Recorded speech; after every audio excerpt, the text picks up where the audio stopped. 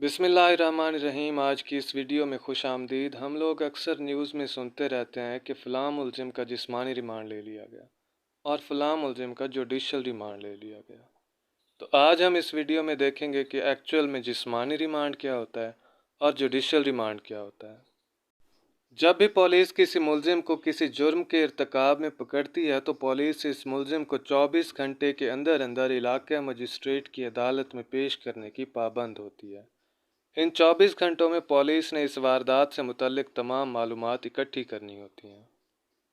इस दौरान पुलिस मुलजिम से और मौका वारदात पर जो लोग मौजूद होते हैं उनसे ज़्यादा मालूमात इकट्ठी कर लेती है और जब पुलिस 24 घंटों के बाद मुलजिम को इलाके मजिस्ट्रेट की अदालत में पेश करती है तो इसे वो तमाम मालूमात भी फराहम करना होती हैं जो इसने इकट्ठी की होती हैं। लेकिन अगर पुलिस को लगता हो कि इसने जो मालूमात मुलजिम और इसकी वारदात से मुतल्लिक इकट्ठी की हैं वो नाकाफ़ी हैं तो इलाका मजिस्ट्रेट की अदालत से मुलजिम के मज़ीद जिस्मानी रिमांड की इस्तदा की जाती है। अदालत ज़्यादा से ज़्यादा 15 दिन का जिस्मानी रिमांड देने का जवाज़ रखती है, लेकिन आम हालात में अदालत इतना जिस्मानी रिमांड देती नहीं है।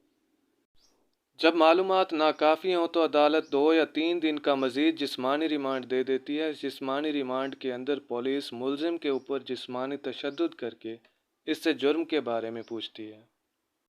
जब मालूमात मुकम्मल हो जाती हैं या फिर जिस्मानी रिमांड का वक्त ख़त्म हो जाता है तो पुलिस मुलजिम को दोबारा अदालत में पेश करती है और मुलजिम का जुडिशल रिमांड शुरू हो जाता है। जिस्मानी रिमांड में मुलजिम को लॉकअप में या फिर थाने के अंदर रखा जाता है, जबकि जुडिशल रिमांड में मुलजिम को जेल में रखा जाता है। जुडिशल रिमांड के दौरान पुलिस मुलजिम से बराह रास्त कॉन्टैक्ट करके इससे मालूमात इकट्ठी नहीं कर सकती। उम्मीद करता हूँ कि आपको आज की हमारी ये वीडियो अच्छी लगी होगी। वीडियो अगर पसंद आई हो तो इसे लाइक कीजिए, कमेंट कीजिए और हमारे चैनल को सब्सक्राइब कीजिए ताकि इस तरह की मज़ीद वीडियोज़ आप तक आसानी से पहुँचती रहें। अपना और अपने प्यारों का ख्याल रखिए। अल्लाह निगहबान।